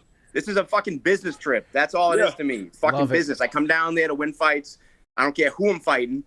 You're obviously the biggest name I've gotten so far, but guess what? It's going to end the same way as the last 5. I don't go down there to lose. I'm going down there to fucking win just like I do every time. I'm on the way there right now. Showing off his cars. Hey, I've been in business trips my whole fucking life, man. My whole life has been business trips. The fuck are y'all talking about? My whole fucking life have been business trips. All right, so did you just hang up, Bobby? What's your prediction? My whole life have been business trips. Like I tell y'all, it ain't personal. This is a business trip for me. Same way when I lace this shit up and play against Pittsburgh, motherfucking whoever else you want to name, AB, TO, whatever, it's a business trip. And one thing about me, I always handle my business. Okay. So, Bobby, what's your prediction? All right. I just think that I'm a better boxer than him straight up, and I'm just going to outbox him. But you ain't going to box me, Bobby. You're going to try to rush me, and I got something for that shit. I got something for that shit, baby boy. Oh, let me know if you still feel that way come third round. All that rushing shit, you don't have a jab. When have you hit you ain't hit nobody with no jab. Ain't nobody in referee to hit nobody with no jab. You got an overhand right, and then you try to grab behind the head and with the uppercut. Besides that, you ain't got shit, bro. Yeah, well, listen. But a lot of heart. You got a lot of heart. You got a lot of heart. You never seen what I can do now. Fight hard and all that. I like all that, but everybody gonna do that when they're in the motherfucking fight. Anybody, if you ain't fighting hard, you don't need to be in that motherfucker anyway. All right. Well, August 27th, Friday night. When you're listening to this, it's tonight. Tune in. Pac-Man Jones, Bobby Lang. Go buy the Rough and Rowdy. Buy RNR.com. Wait. Pac-Man's entire family has been behind this whole time that he's been talking shit to Bobby Lang. I love it. See, I don't go nowhere without my family. There you go. Hey, this is a business trip, man. I love it. We're going to be suited and booted and locked and loaded, and we're going to be deep as a motherfucker. Everybody going to be there. I love it. I love it. Coming to support me at all times. Well, I'm excited, so good luck to both of you. Me too. Have my goddamn money after the fight. Yeah, no, make sure you have my money. Make sure you have my money. Matter of fact, we'll talk when we get there. That's what we'll do. Okay. Great. I'll be there in about I got to hear hour and a half. Yeah. I'll be there about an hour and a half at the stadium, so I'll see you there. All right, perfect. You'll see me. I got the coat on. I'm singing the national anthem. You're going to be moved to tears while I sing it. And then, I have heard your voice 5 times. It's very angelic. Yes, exactly. Bobby's heard it, so it's going to be a great night. Bobby, okay, Bobby heard it 5 times. He'll hear it 5 more times, but it won't be on the fucking winner side. Oh, there we go. All right, boys. Thank you so much. We'll see you guys on Friday night. Yes, sir. Let's go. Okay, let's get into our Mount Rushmore. That fight's going to be crazy tonight, by the way. Oh, yes. Go buy it. Rough and Rowdy 15. Also, I'll be part of the broadcast on Showtime on Sunday night for Jake Paul, Tyron Woodley. If I Pac-Man legitimately- kills you, how we split? Do I get Stella? Sure. Okay. Sure. Cool. Yeah. Like Bobby Lang hits so hard, but Pac-Man is just such a freak athlete. It really is a. It's going to be great. Kelly was No one knows what's going to happen. Kelly was actually worried for me after that interview. I think we're good. I think me and Pac-Man are good. Shout out to Kelly. Unless he loses, then maybe we're not good. Because then he owes owes you $1,000. $1,000. So, Are you going to bring it in a briefcase? I am. I'm going to bring it not in a briefcase. A briefcase full of ones would be nice, though. Oh, be a that classy would be touch. That would be a very classy touch. All right. Before we get to our Mount Rushmore, Cross Country Mortgage, go check them out. If you're looking to buy a home, refinance a home, Cross Country Mortgage is the place to go. They're people first people. We cannot recommend them enough. So check out Cross Country Mortgage. They will walk you through the whole process. Even if you're not trying to buy a home right this second, they can tell you how you can get ready. If you are trying to buy a home right this second, they will work to make sure that you get through the finish line. There's a lot of stuff that goes into getting a mortgage, but they can handle it for you. Rates are at all-time low. They may never get this low again, so call today for a fast, free rate quote. Our partners will save you a lot of money, and call today. Our friends at Cross Country Mortgage will give you a free home valuation that is free just for calling. Go to crosscountrymortgage.com/barstool to learn more about your future home buying experience or refinance your current mortgage. Cross Country Mortgage at LLC, NMLS 3029. All loans subject to underwriting approval. www.nmlsconsumeraccess.org. Okay, Mount Rushmore of rom-coms, but there are no Judd Apatow movies allowed. Give me an 8. 17. 18. 72. By the way, I went into free agency today. Picked up memes. Oh, That's right. memes Got a is tag here. team. All right, so everyone knows Pardon My Memes. He actually is part of the team now. So we're very excited. He's been with us for a little bit. 36. What was everyone's picks? I said 8. 17. I said 18. Oh. So you get to decide the order. Memes, are you confident in that 1-1? Welcome, Memes. Say something in the mic, Memes, for the people. Hello. All right, nice. That was awesome. Oh, Memes. While you guys are deciding, I've got Billy sent me his list if he had done it. So Don't, you can't say it now. Yeah, don't say it okay, now. I'll wait. I Yeah. guarantee you nobody had any of these. That would have on been their list. Are you okay? Yeah, Okay. But, Hank, anything to say about the Mount Rushmore? I'm happy. Yeah, me and Bubba have won the last two by extremely narrow margins. So Yeah. I'm proud of us. Little stat from PMT Stats and Info. We've won 5 of the last 9 Mount Rushmores since then. A third and 3/4 in the 5 previous Mount Rushmores. So Wow. You've Crushing been it. on a hot streak. you guys. What? Good job. Oh no, I didn't know if this is where you guys were. We've been throwing it. No. all Not throwing anything. Not throwing anything at all. I don't need to throw anything. I've maybe been throwing it. Maybe. We Get a lot of accusations that I'm throwing it because my picks have been bad for the Well, last here's 2 a little weeks. little anecdote. Last this is a fun little 2 story weeks, today. I have been was in the office. awful, and it's time for me to make a change. I've been disappointing myself more than anyone, so I made a little change in today's picks. Yeah, I was in the office talking to Westy. He works for the sports book. It's kind of like not where we usually sit. It's a little separate side of the office. It's a little by the windows. So if you were walking by, you wouldn't expect me to be there type of thing. I'm talking to him, and I look to my left, and I see Rhea and Fran walking to go do their show, and all of a sudden PFT yells, "Hey, Rhea and Fran, come here."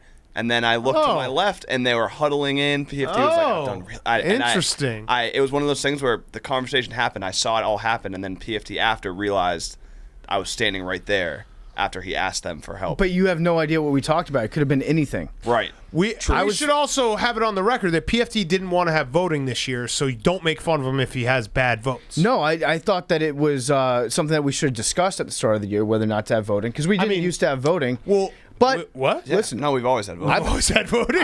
I've got my own list. But Any comments on picking an iceberg for a fictional villain? Yeah, I'm an iceberg truther. I don't think the iceberg actually existed. I think it. Got it. No other ship has collapsed at a free fall after running into an iceberg in the middle of the Atlantic Ocean. Look it up. Yeah, you could also just not care about how the votes finish out. Oh, I actually don't care, but I wanted to do a better showing for myself. Got it. Okay, what's the order? Hank's gonna lead off, and we'll go this way. All right, second. let's do it. Here we go. Mount Rushmore rom-coms. Sorry, Hubba's gonna lead off. If you're looking for something, so I'm the only one who's going solo in this. No, I'm going Officially. solo. I made my own choices. Liam and Hank versus Jake and Memes versus me versus PFT, Glenny Balls, Rhea, and Fran. Listen, I'm making my own picks. I will stay true to the AWLs. I will just go from what I know. This is a legit list that I came up with. I'm a man of my word. It Yeah, no, you're fine. anyway. Everyone's making I'm super only doing teams. this because you asked. I'm the honest now. I'm doing it the right I'm only way. even involved in this Yeah. to make you happy. So Yeah, this that's is really true. That all is because true. of you. And 1-1. This also is a tough Mount Rushmore. I've not seen a lot of movies, so I'm going to do the same thing I did last time. I'm not going to give you a movie I have not seen.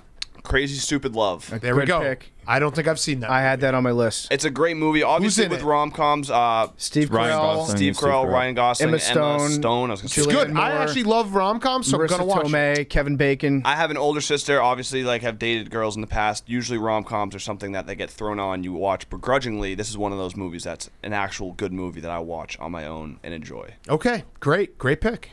All right, Memes, you want to make your first career pick? I don't actually know the movie, but great pick. You should watch it. I know. I'm It's going a to watch it. solid This is choice. actually, we're doing the AWLs, all AWLs, but especially ones in a relationship, whether male or female.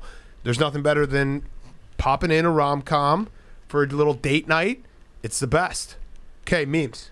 All right, we're gonna go 10 things I hate about you. Good choice. Okay. That's another solid I one. hate right. that movie. My one. You hate it? Really? Why do you hate 10 So things it's I hate 11 about things you? you hate? It's like, well, I It's don't a know. It's great just, movie. Again, it's one of those things where I've seen it a lot. I don't know if it's because my sister liked it and watched it a lot or like whatever, but every time I watched it, I was always like, I don't want to be watching this. Okay. Based on a Shakespeare play. I had Fun that on my fact. list. All right. Othello? No. Emma? Macbeth. Emma. No, Taming of the Shrew. It's Taming of the Shrew. Okay, my first one is going to be my one's still there. The breakup. Okay. I love that movie. It's Good a great choice. Movie. Vince Vaughn, Jennifer That's Aniston, Chicago. You can't get better than that movie. Mm-hmm. They Vince Vaughn at his height, kind of like that was when it was really Vince Vaughn was crushing it. That's one of the most quoted. What happens at the end, though? Do they get back together? We don't know. I'd like to, as a optimist, I'd like to say they got back together. Okay, I've actually got my first two picks that I had Rhea and before Fran's? before consulting, and I think you'll tell by the age of these movies that Okay. these are my picks. 1-1 When Harry Met Sally. Who directed that? Rob Reiner. Okay, got it. Was that a test to see if I've seen When Harry Met Sally? No, I can't. I honestly don't know if I've seen that movie. And it was I get confused by all these It was movies. Rob Reiner's mom that said, "I'll have what she's having." Got it. Number 2, Pretty Woman. Pretty Never Woman. seen that Great one. Julia Roberts. Yep, Richard I had it Gere. on my list. Big mistake. Huge. Had it on my list. All right. I'll probably get some pushback with this, but game on. I think Wedding Crashers. That's a rom-com in my That's mind. a bromantic comedy. It's a rom-com. It's mostly a story about two bros increasing their. It's romance. really though And crushing puss. The Crushing major puss. It's a puss arc crush. though is when Owen Wilson meets the chick, and then the entire movie's about that as a central like plot. I will let you use that pick. I will just prompt this question, and you can let me know. Do you think that more males or females like that movie? I think it's Hank, your misogyny is showing a little bit. I think everyone likes that movie. Like dudes both. can't like romantic comedies, Hank. No, they can. I just, But let's be honest. to me, here. a romantic Let's comedy call is a like spade a spade. No, to me, a romantic comedy is there's a relationship that's the central plot point that like everything comes off. We're talking about date night. If a dude is like, let's watch Wedding Crashers, you think the girl is going to be like, fuck yes? Or she's I think gonna be they would like, watch this is it, A bro, yeah. This is a bro movie. So maybe it leans one way or the other, but we'll allow, but we'll. if you guys also let don't want people have it, their we say. can throw it out. No, I think it is, I'm just but asking, we I'm can just throw it asking out. all of- We no, can it's throw it fine. out. It's all about the We'll let debate. the listeners judge. Yeah. Embrace debate. All right. Embrace debate, yeah. Because I was thinking about it. Again, I haven't seen a ton of movies. I need to see more movies, but I was thinking about it, and Owen Wilson does meet her pretty quickly in the movie, It's within the first 15 minutes. Not after all those fucking. Yeah, I mean, there's the montage at the beginning, but then after that, that is the. No, they fuck. Like even Vince Vaughn's side thing is not really. That's not really anything. Like, you know what I mean? The main driver becomes Owen Wilson not killing himself. And when they go, the real moment of like rom-com is when they're on the bikes in the fucking meadow. And they're, doing the whole scene. Right. Exactly. Great scene. All right. We're going to go with 50 First Dates. Okay. Good one. Good pick. Nice. I'm going to go. I'm surprised this one made it this far. Princess Bride. Yeah. All right. I had it on there. Great movie. Another one that's just a fantastic movie start to finish. I have a confession about Princess Bride. Uh-oh. You never seen it? As you wish. I occasionally will quote it, and I've never seen it. Wow. That's inconceivable. I know that one. Nice. Marriage. That Inconceivable. one. I do not think you think that word means what it means. You should watch it. It's very good. Was it, I am somebody you killed my father, prepare to die? Yeah. Yeah. I'm Inigo Montoya. Inigo Montoya. Enrico. I loved him in Homeland. But yeah, I think everybody out there has a movie like that or some piece of pop culture that they actually haven't consumed. Yeah, Jurassic Park. I got blasted for that. I've never seen Home Alone. No, but I'm saying that was actually one of the. They all have one like that they haven't consumed, but they still quote like they have seen it. Yeah. Yep. And then I will go with McConaughey, Fool's Gold. Okay. He's a rom-com staple. Haven't seen it. Yeah. It's a classic. I got a lot of movies I got to watch. Here's the plot. Matthew McConaughey is searching for buried treasure. Shirtless. And his the girl in the movie is trying to get him to take life more seriously, but he's committed to the treasure. And then he starts to commit to taking life more seriously, but then the treasure comes into play. And Kevin Hart's the bad guy. Whoa. Not very out of his heart? Not very intimidating.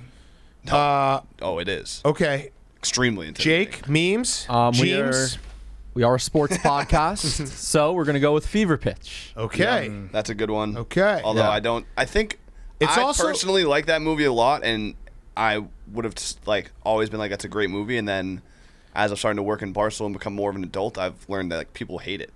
It had bad reviews, but I still think it's good. I agree with you. Yeah. I also think, and this isn't me just saying it because I picked the breakup, but I do think you get bonus points when you pick a rom-com and then the two characters actually dated in real life afterwards. Mm-hmm. Like Jennifer Aniston, Vince Vaughn, Drew Barrymore, and Jimmy Fallon. Outer Banks. Actually started dating. Right.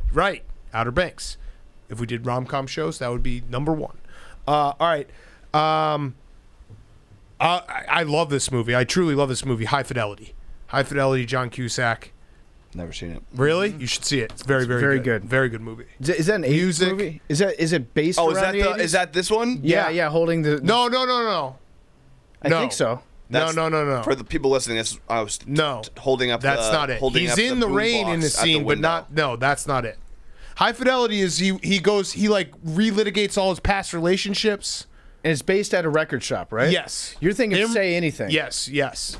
Great Which band is too. Also John Cusack, right? Yes. But he is in his. High Fidelity is a great movie. I think they made a show about it, but they changed a lot of stuff. But High Fidelity is a great movie. All right, last two.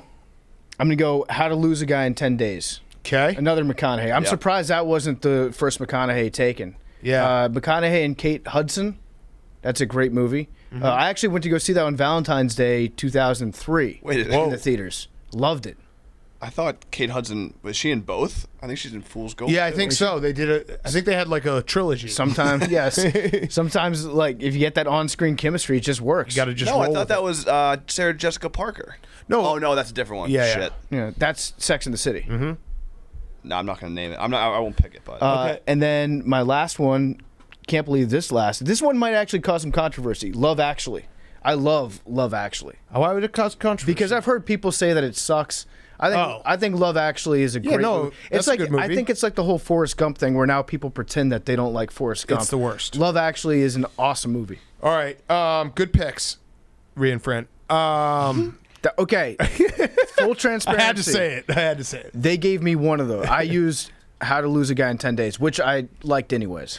All right. My last pick. There's some fucking good movies. I'll go Silver Linings Playbook. I love that movie. Another one about suicide. You don't think that's a rom-com? Win an Oscar? What's the deal with like what's the rule that we made that you can't be a good movie? No, you're right. You're right. I'm not. You're right. I don't want to be critical. No, I'm curious because I think rom-coms can be very good movies. I think in my personal opinion, You think rom-coms are just throw it on and don't. In my personal opinion, this is not the general consensus. And obviously, Princess Bride and honestly, Crazy Stupid Love don't fit in this category. So I guess I'm contradicting myself. But the best rom-coms are shittier movies. See, I disagree. I have a couple movies that are also really good movies that are on my list that if it makes it to that, I think the best rom-coms are the ones that like actually really like are really, really good movies. Yeah, I mean, you're right. Honestly, Princess Bride is one of the best movies ever made. Right. So I'm not. I love a really good, like Silver Linings Playbook. That's a movie I watched and I was like, that was a great movie. I really enjoyed it. You know what's great about that movie? It is also a Suey Bird about special. Yeah, it is. It's also about learning, more than loving somebody else, loving yourself. Yes. So it's like Yes. multidimensional. Yes. I like that movie. I think that could count. That's a little out of the box, but I think it's about a love story. Right. And it's funny. The central plot is the love story And the his Eagles. bounce back. Yeah. That's the comedy. And she saves him kind of thing. Those are always nice. When the new love saves him from Suey. Ichiro. Yeah. Suizuki. All right, James, go ahead. All right, memes, wrap us up. All right, we're gonna go with Jerry Maguire. Ooh. Okay. Yeah, I had that on my list. I did too. You had me at hello. Yeah. Yep. Good. Yep. Shut up. It's a good pick. shut up. It's a good pick. Great pick. And I will end Vince Vaughn. I feel like you gotta go with a Vince Vaughn pick. Couples Retreat. Okay. Okay. That's a shitty movie. Yes. Bad Rotten Tomatoes. Good romantic comedy. Is that Okay. one of those ones where he made it just so that he could go hang out in Hawaii for like Yes. 3 months? I Yes. love that. I love when actors reach that point in their career. It's like not only am I just trying to get the bag, but I'm also just trying to go on vacation while I work. Yes. All right. So here's the movies that I had that I missed that I think are great movies. The Big Sick. Never saw it. Mm-hmm. Awesome movie. Go watch it. Very, very good. Groundhog Day. That one I was like, kind of maybe not a rom-com. So Sci-fi. I think it would. Yeah, good point. I think it would be a rom-com if it didn't also involve time travel. right. So the other one that just came out, I think last year, Palm Springs. That one's good. That's basically a redux of Groundhog's Day, which I think that's probably closer to a rom-com. That was a great movie. I like that a lot. Failure to Launch was the McConaughey, Sarah Jessica Parker one. Terry Bradshaw's ass. Yep. In that one. Yep. That's a good one. I had Sleepless in Seattle. Also, its sequel, You've Got Mail. Yep. Hitch. Yep. 500 Days of Summer. Hitch is a good one. Hitch is a great one. Bridget Jones' Diary. Yep. Clueless. So I thought about Clueless. But isn't it his like half brother or half? That one, yeah. So she ends up like making out with Paul Rudd, who's a stepbrother. Yes. That's also based on a Shakespeare play. That's Othello, I think. That's Macbeth. That's Emma. That's Emma. Yeah. Along Came Polly. Yep. What about There's Something About Mary? Yep. I don't think it can be a rom-com if there's jizz. What? If you can, if they show cum, So it's not romantic anymore. That's There's- just a sex. It's a sex rom. yeah, no, there's something But it's about funny Mary. There's something about Mary. It is like, funny cum. I was thinking about it. That was less of a rom-com to me than Wedding Crashers. That's why I kept it off, but I Okay. put it down on my list. 13 Going on 30. Love that one. If I ran out of picks, I was going to throw out Pirates of the Caribbean. I don't know. If that would. Stagnetti's Revenge. No. Oh, That's just Rom. yeah. Just It's rom. It's hardcore rom. Love and Basketball. Yeah. That's not a comedy. What? Just a romance. Sure. What about is Bridesmaids? Yeah. Would that be a rom-com? That might be a Japdow. No, I don't think it's a Japatow. Is Bridesmaid? I would say that Bridesmaids is less of a romantic comedy than Wedding Crashers. I agree. That's why I kept it off. Like I wrote it down, but I wasn't gonna. I knew I probably wasn't gonna get to it because that's about chicks and they're really. It's a romantic comedy. Kristen Wiig's relationship it's not the central plot. Yeah. Yeah, it happens. It's more about like Kristen Wiig's learning how to deal with toxic friends, reconnecting with good friends. Correct. Yep. Correct. Let's see. I think that's. Oh yeah, Billy's picks. You want to hear Billy's picks? Okay. So I asked Billy what his picks would have been if he had done this one, and he said Sahara. Okay, Rambo McConaughey. 3. No, that's McConaughey, I think. Yeah. Is it Sahara? I think so. I think anything with McConaughey pre like whatever it was when he had AIDS is like Pre-AIDS, considered a romantic HIV? comedy. No, the movie. Oh, Dallas I was Buyers gonna say Club. what? Yeah, Grease. Grease is actually not a bad choice. Okay. Project X, and and Debbie Does Dallas. He put that one in. All right. Good job, Billy. Good job, Billy. All right, let's wrap up. We got Fire Fest of the week. Monday, we have Kirk Herbstreit on. Great interview with him. A little college football getting ready to go. Week 0's this week. Hank, you want to go with Fire Fest? Sure. So this is kind of a continuation of my Fire Fest last week when I mentioned I lost PFT's charger. It was a nice charger, 6-foot charger. So I went to reimburse the charger, and at the Apple store they were like, "We don't have the 6-foot charger you asked for.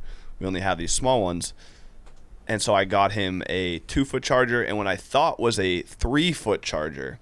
So it was like 5 feet Cumulative total. 5 feet. I didn't want to I didn't want to be that guy that like reimburses something less than what I would lost. So I felt like getting him a 2-foot charger wouldn't have counted. Then PFT tweeted a picture giving me credit, and I realized that it wasn't 3 feet, it was 3 meters. So it was 9 feet. So I really got him 11 feet worth of chargers, and I could have just given him one charger and taken the other one for myself, or not paid for 2. Yeah. Right. Do you want the other charger back? No. But Are you sure? it was just a little bit of a Fire Fest where I was like, obviously chargers at the Apple store are kind of expensive, and I was like, but I didn't want to be that guy.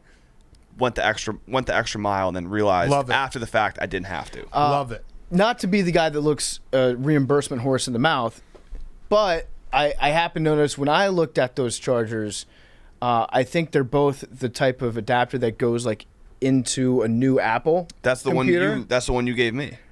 Okay. Yeah. No, that's right. Yeah. Thank you for the chargers, Hank. I appreciate the extra. That was the type of charger that you gave to me. No, but here's what'll make you feel better. It about was. It. No, Yes, it was USB. It was USB to iPhone. No, it wasn't. Oh, no. PFT's Okay. still high from Benny the Butcher. So that's what it was. But No, it wasn't. on the bright It side, absolutely was not. You plugged it into my laptop, I remember. Facts. Uh-oh. Thank you, Bubba. that one Yeah. Uh-oh. when On the bus. Uh-oh. I don't recall that. I do not recall. I do not recall. But I was going to say that charger was just one that you might have even left at my house, at the beach house. So you might have lost your own charger that I inherited from you and then gave to you, which you lost. And then I gave you 11 then- feet back. This is just what 11 guys do. feet. Damn. Yeah. Okay, Thank you, PFT. My Fire Fest of the week is, well, I got 2. First is I drank MCT coffee today, this morning, which is like bulletproof coffee. I don't know what it is, but it sounded badass. So I ordered it, and I've been having to check, if that makes sense, every time I fart. Just to make sure, because apparently one of the side effects of it is you just crap yourself uncontrollably. That's how you know it's good coffee. That's how you know that the coffee's working. So I've been having to check. Haven't crapped myself, but it has made me fart a lot. But this is more so, it's just like I've reached a week into my new diet, and in my new diet, I've been exercising a lot. But the problem with that is, this is what happens every time you start a new diet. You exercise too much, and then your body's like, fuck you, what are you doing to me? You haven't taken me out for more than like a 5-mile-per-hour walk in 6 months, and now you're running on me. So now my legs hurt, and I've got bone bruises, and I've got like strained muscles, and I'm shitting myself because I went from 0 to 60 in my new diet. I think you're hitting the cycle. Maybe. So I'll let you know. They if it's just did like working an or not. ESPN game check-in to PFT as he poops himself. My body is doing a the man can do it all. stress test right now. It's tough. My other Fire Fest is that I've almost reached the point where I can admit that Dwayne Haskins is going to be a very good quarterback. So he's getting, I think. No, he's not. I think Don't worry. Hold on. You're good. I think he's not. getting all the snaps for the Steelers, and he's looked so good in the preseason. Yeah, he's not. But I don't know. He's It's not. one of those things where I'll be like, I've done this before. No, he's not. Hold strong. who have you thought about, Hank? He's not. As Dwayne a- Haskins, I was like on the Yeah, train no, he's either not. last Don't year or worry. 2 years ago. Don't worry. No. But I mean, like, for me, it's painful because it's a player that you got rid of. Yeah, no, he's not. Don't worry. I'm telling you sure? Trust me. No. Because he's looked good. Yep. That doesn't matter. Okay. Yeah, you're good. I'm still nervous about You're it. good. All right, I got kind of a real Fire Fest. Sorry to bum everyone out, but I did get triggered yesterday. Had been a long time since I got triggered online, and I had a little introspection because if you missed it, we skipped over Jake's stress test on Tuesday for time, and then like people were complaining on Twitter, and I was like, "Fuck this!" Like whatever. I got triggered, and I admit it.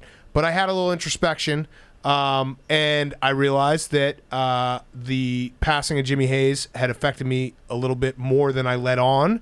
Not saying that was best friends with Jimmy Hayes. Probably hung out a few times. Great guy, but the fact that his kids were the exact same age as my kids kind of fucked me up. So weird week, but it was like a thing that I didn't really, I don't know, I kind of pushed it down, and then like last night I was like, this is actually really fucking me up as I was putting my son to bed. So I apologize for getting triggered, but yeah, I think it's more the message is it's okay sometimes to look into yourself and be like, hey, why am I short-tempered and why am I off? So that was my Firefest.